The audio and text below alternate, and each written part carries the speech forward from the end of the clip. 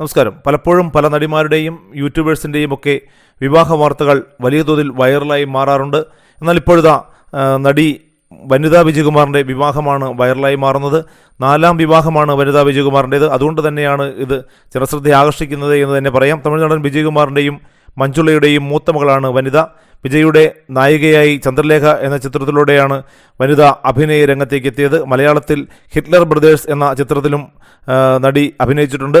2019 big boss season 3ൽ മത്സരാർത്ഥിയായതോടുകൂടിയാണ് കൂടുതലായും ജനശ്രദ്ധ ആകർഷിച്ചത് എന്ന് പറയാം. ഇപ്പോഴിതാ വനിതയുടെ 4ാം വിവാഹത്തെക്കുറിച്ചുള്ള വാർത്തകളാണ് പ്രചരിക്കുന്നത്. തമിഴ് നടി വനിതാ വിജയകുമാർ നൃത്ത സംവിധായകനും നടനുമായ റോബർട്ട് മാസ്റ്ററെയാണ് 4ാമത് വിവാഹം കഴിക്കുന്നത്. ഒക്ടോബർ 5-ാം തീയതിയാണ് വിവാഹ ചടങ്ങുകൾ. സേവ് ദ ഡേറ്റ് ചിത്രവുമായി നടി രംഗത്ത് വരികയും ചെയ്തിരുന്നു. വനിത തന്നെയാണ് ഇൻസ്റ്റാഗ്രാം സ്റ്റോറിയിലൂടെ ഈ വിവാഹ വാർത്ത ആരാധകർക്കായി പങ്കുവച്ചിരിക്കുന്നത്. റോബർട്ടിനൊപ്പമുള്ള സേവ് ദ ഡേറ്റ് ചിത്രവും നടി ഇൻസ്റ്റഗ്രാമിൽ പങ്കുവച്ചിട്ടുണ്ട്.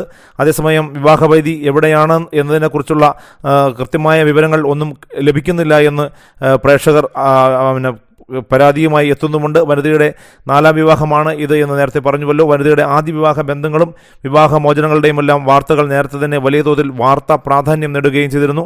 2000 സെപ്റ്റംബറിലാണ് നടൻ ആകാശിനെ വനിത വിവാഹം കഴിക്കുന്നത്. 2007 ഈ ബന്ധം വേർപെടുത്തുകയും ചെയ്തു. ഈ ബന്ധത്തിൽ അവർക്ക് 2 കുട്ടികളുണ്ട്. അതേ വർഷം തന്നെ ബിസിനസ്സുകാരനായ ആനന്ദ് ജയരാജിനെ വിവാഹം ചെയ്തതിലൂടെ വനിതാ വിജയകുമാർ വലിയ തോതിൽ വാർത്താ പ്രാധാന്യം നേടിയിരുന്നു. ഈ ബന്ധത്തിലും അവർക്ക് ഒരു മകളാണുള്ളത്. 2012 ഇവർ വേർപിരിയുകയും ചെയ്തു. പിന്നീട് 2020 ഫോട്ടോഗ്രാഫറായ പീറ്റർ പോളുമായിട്ടായിരുന്നു വനിതയുടെ വിവാഹം.